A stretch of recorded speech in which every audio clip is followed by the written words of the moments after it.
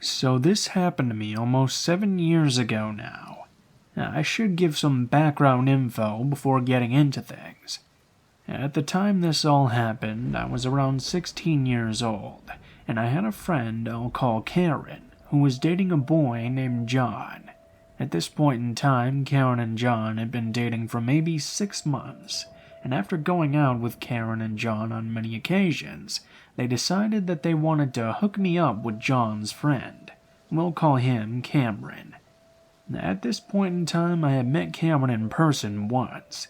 He was nice, so I gave him my social media, and we had chatted a couple of times.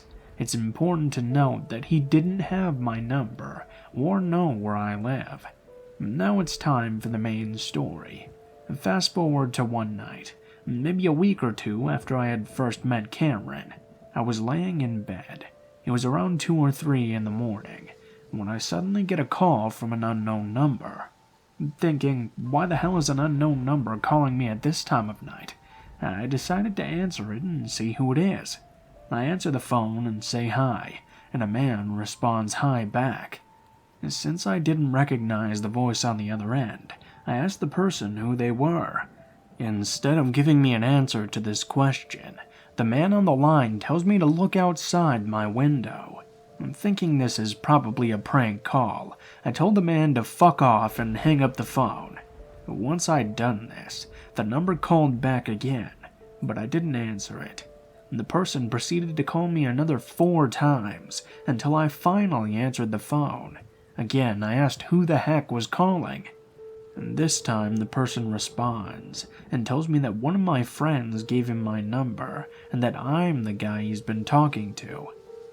At this point, my stupid 16-year-old mind is trying to rationalize this, and the only person I can think of is Cameron.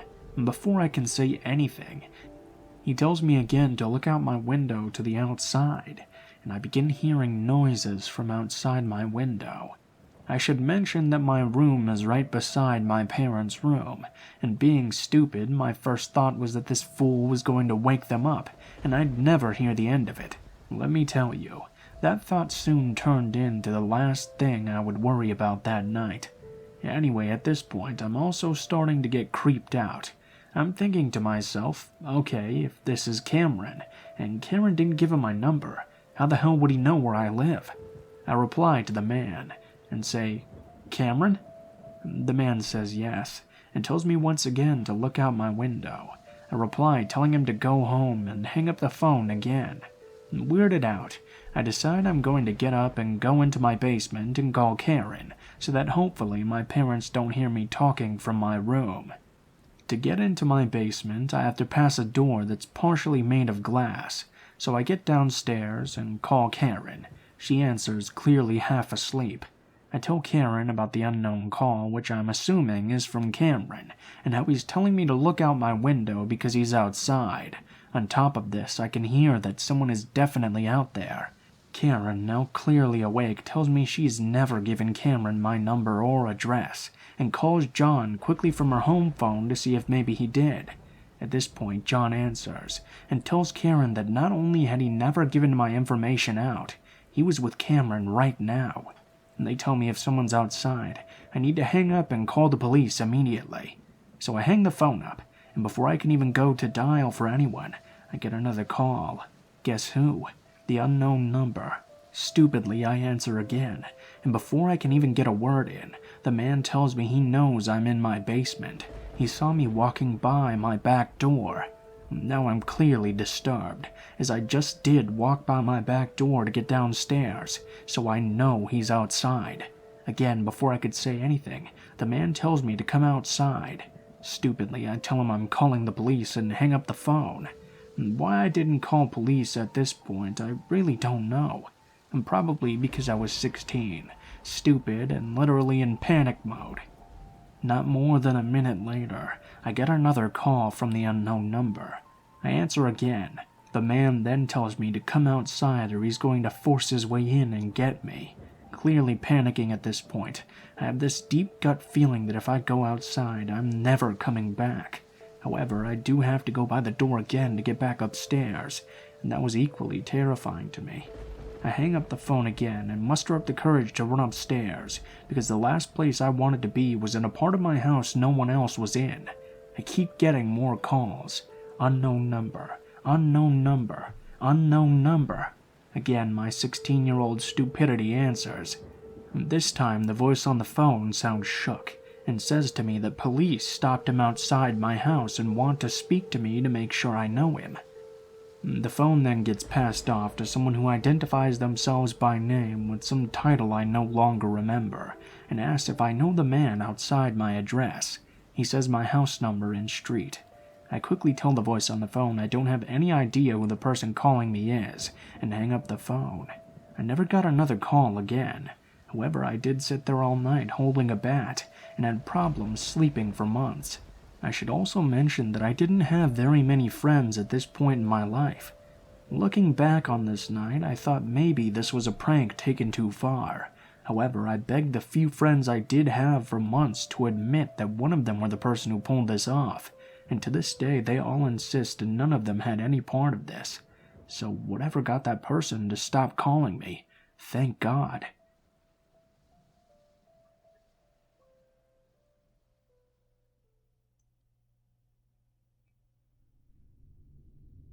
Last year, after a blissful first year of living in a new apartment all on my own for the first time, a man moved in next door that I will never forget. The layout of the apartment is crucial to understanding this incident, so I made a little diagram, a floor plan taken from the closest thing I could find online and edited. The most important part is that my balcony and his balcony are only partially separated by a wall. There's a solid 2-foot gap in which you can easily walk from one to the other. For context, I previously had a very lovely woman living next door for the entire first year I lived there. She never crossed this balcony threshold without being explicitly invited. I only throw this in there so that you can understand that I wasn't previously concerned about someone infiltrating my space. The first time I met this new neighbor, he was unloading groceries from his massive truck into the assigned parking spot next to mine. As I was driving up, he and a girl I assumed to be his girlfriend were unloading boxes from Costco. I noticed them speaking, and as soon as I got out of the car, they went silent. I nodded to them, proceeded to the elevator, and the guy ran up behind me. He threw some boxes down and begged me to wait. No problem. I'm a good neighbor after all. While in the elevator, the girlfriend refused to make eye contact or speak to me. A little weird, but I just thought she was shy. He quickly introduced himself, though, and was extremely chatty. In the 45 seconds it takes to get to the floor where our apartments were, he asked how I liked the place, where I was from, and where I worked. Looking back, his enthusiasm was a little strange, but I chalked it up to him being excited to be in a new place. For the sake of the rest of the story, we'll call him Sam. Sam was around 33, 6 feet tall with a slim, muscular build, and had hair buzzed extremely short as if to mask his balding. Pretty average looking by all accounts. The first few weeks we run into each other often, and he always makes small talk. He always refers to me as Miss. I assume because he forgot my name but still wanted to be polite. I almost never see his girlfriend after the first night, but occasionally I can hear him talking to a lady in his apartment, as the walls are very reasonably thin. One night, about 3 months after Sam had moved in, my boyfriend was spending the night, and we were watching movies on the couch. It was maybe 11:30 p.m. The back of my couch is against the wall I share with Sam, and we hear some banging noises. My first thought was that him and his girlfriend must be getting it on. The boyfriend and I laugh and turn the volume up a bit to drown them out. Then, in addition to the banging, the neighbors began screaming. We could hear objects being thrown, glass shattering. The words are muffled, but there is distinctively anger and crying going on. My boyfriend, gem that he is, steps onto the semi-shared balcony and in his loudest voice yells over, "Hey, everything okay in there?" The girl opens the sliding glass door on Sam's side a minute or two later and says, "Sorry about that." We leave it be. I'm concerned, but we have no idea what actually happened, and we decided to just go to bed. A big mistake, I know. I wake up at around 3 a.m. in the morning to more screaming. My boyfriend refuses to wake up, and I'm not about to take my 5-foot self to break up whatever is going on at 3 a.m. I considered calling the police, but I was so drowsy that I convinced myself that I had dreamed up the whole thing. The next morning I woke up to some terrible personal news, an entirely unrelated death of a friend, and pretty much put the events of that night on the back burner. I didn't forget exactly, but it also wasn't on the forefront of my mind. Fast forward about 2 weeks. It's a warm day, and I'm outside reading a book in a robe, sports bra, and shorts. I'm in a chair that faces away from Sam's apartment, and I can't see his side from where I am. I'm deep in my book when I suddenly get tapped on the shoulder. Sam is standing right behind me and asks if we can talk for a second.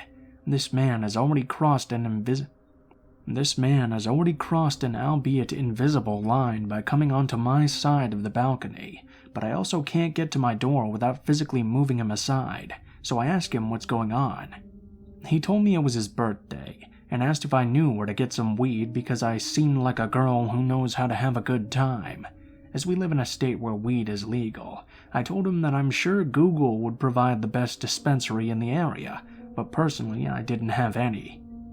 He proceeds to tell me how drunk he got last night, and at this point I'm itching for an exit.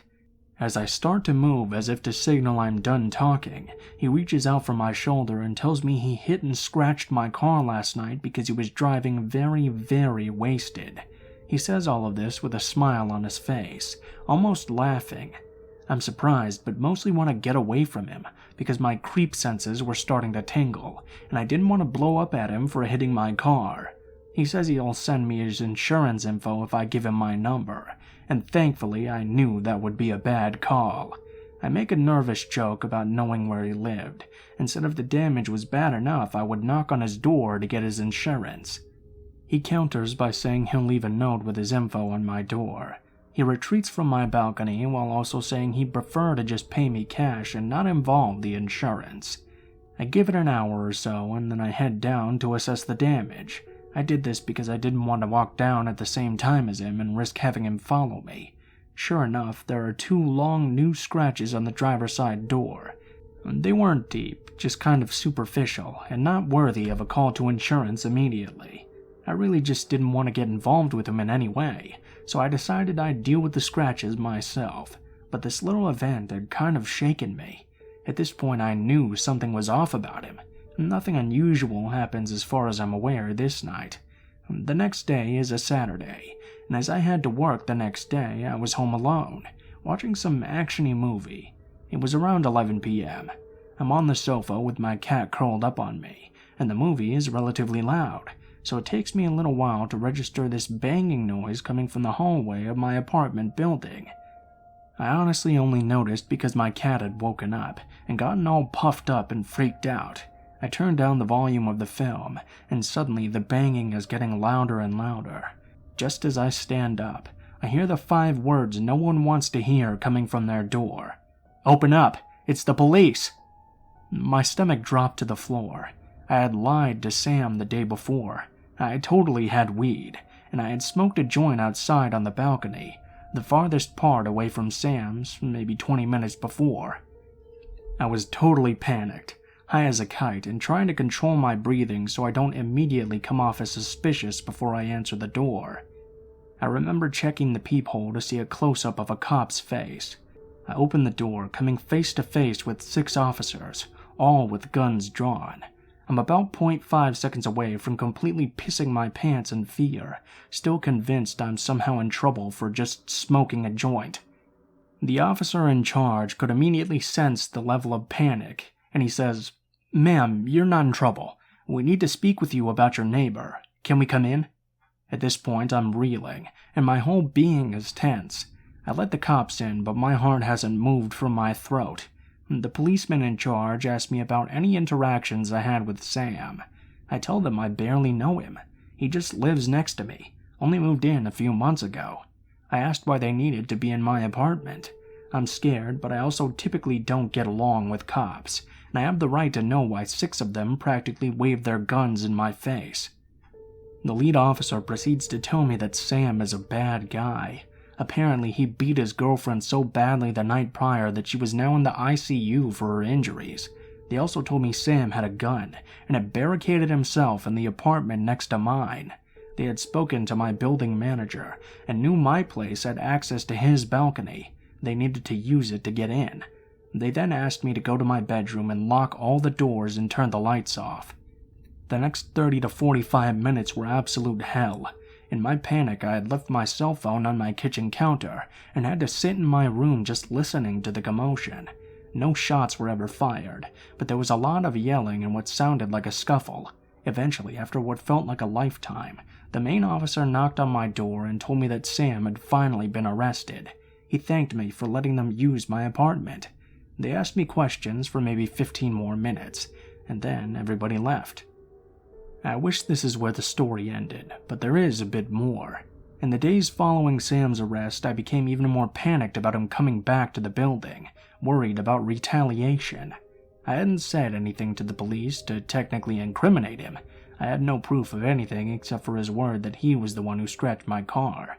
But I did tell them about the night my boyfriend and I heard them fight. About 5 days later, Sam reappeared at the building as I was coming home from work one evening. He tried to approach me, but the elevator shut just as he was running to catch it. My whole body got tense, like the feeling when you come this close to getting in a car accident but narrowly avoid it. I stayed off my balcony entirely from this point, and always kept the curtains closed. We didn't speak or see each other at all for another few weeks, and then we had our final interaction. Sam stopped me in the parking lot one night, running after me as I was about to get on the elevator. He begged me to tell him why I let the cops in that night. I told him the honest truth, that I was stoned, didn't know what to do, and had a bad history with cops. He then got pretty upset and kept trying to repeat the question, obviously wanting a different answer. When I couldn't give him one, he offered me $3,000 to testify as a character witness on his behalf. I was speechless and very freaked out. He told me his hearing was the next Thursday morning and asked if I could show up. I was like a deer frozen in headlights for a moment, and then somehow got the hell after there after mumbling a string of words that were most likely incoherent. The Wednesday night before his trial, I came home from work, and my cat was acting kind of weird, like something had just spooked her. I kind of shook it off, but I noticed through the curtains that there was something taped to the outside of my sliding glass door. Sam had left a post-it note with his phone number and name. Underneath it said, "I'm counting on you." Needless to say, I never showed up. I took a photo of the post-it, grabbed my cat, locked all my doors, and stayed at my mom's house for about 5 days after that happened. I did phone the police to let them know he had been on my balcony again, but they never followed up with anything. Eventually, my boyfriend came, and we went back to my place together. Everything was as it should have been. I never saw Sam again, but a few weeks later, a lady I had never seen before was cleaning out his apartment. Maybe a month after that, new people moved in, and things have been pretty normal ever since. I tried calling the police and county jail to see if he was in lockup again, but no one was able to release the information to me. I'm hoping that means he's there if he did what the police said he did.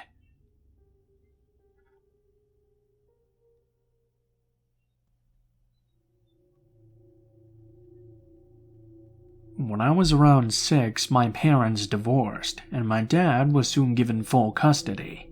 My mom is an alcoholic, and had racked up quite a few DUIs and such. Anyway, me, my younger sister, and my dad moved to a new neighborhood, and we transferred to the nearby elementary school. The school was pretty close to my new house, maybe 5 to 7 or so blocks away. And close enough to walk, but my sister and I, also a girl, were too young to walk alone. Sometimes our dad would walk us to school in the morning, and then walk back. Less commonly, he'd walk to pick us up. Most of the time, he just picked us up in his black Mazda. The way pickups worked at my school was pretty common.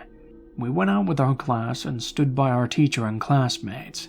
When a car pulled up, designated staff members would ask who the student was that they were there to pick up, and then go find them with our class and escort them to the car. Seeing as my mom was in jail at this time, the only person who ever picked us up was my dad. One day I was in the 3rd grade, and my sister was in the 1st. We were outside waiting to be picked up. After being outside for only a few minutes, my little sister came over to me and said that someone who wasn't our dad was in a car waiting to pick us up. He'd said both of our names, and they'd found her first. She said he'd smiled at her and told her our dad had told him to pick us up that afternoon. She said she wanted to find me first before she got in the car since she didn't recognize him. Thank God she did that. Our dad had always told us not to talk to strangers, so I grabbed my teacher and told her what had happened. She got a really alarmed look on her face and told us to stay where we were while she went and told another teacher or something. Our dad arrived to pick us up a few minutes later, and we finally got home safely. We told him about it, and we all had a long talk about safety protocol. He asked my sister to describe the man and the car, and he called the police and gave them the best description he could. My sister was very young, though, and wasn't very focused on important details. A few weeks later, it happened again, but this time he said my name. My dad had given the school the same info he'd given the police, but presumably he had multiple vehicles, because my sister said he'd been in a red car before. This time it was black, more similar to my dad's. I saw the black car and ran right up to it, but luckily I caught a glimpse of the face before I opened the door and hopped in. It was a middle-aged man, very pale with a very angular face. We made eye contact. His mouth was smiling, but his eyes looked really wrong to me, squinting and almost angry. I turned back towards the carpool assistant who delivered me to the car to alert her, but by the time I did, the car was already gone. I couldn't give many details. My dad contacted the police again, but without a license they weren't able to do much. The last time I saw the man wasn't until a few months later, near the end of the school year. I was walking home with a big group of kids that lived in my neighborhood. He drove by us and slowed the car down to try and talk with us. I recognized his face immediately and alerted the other kids to run. Luckily, we were only about 3 houses down from where one of my friends lived. We all piled into her house, concerning her parents significantly as we explained the situation. I never saw the man again after that. My dad started dating my now stepmom, and we moved to her neighborhood and switched schools shortly after. I still think about him occasionally, though. His face was actually in my dream a few nights ago, which reminded me to write about this experience. And to this day, I'm in my 20s now. I don't know how he knew our names, or how he knew anything about us, really. Very scary to think about what would have happened to my tiny little sister if she'd gotten in the car with that man, and what might have happened to me if I had.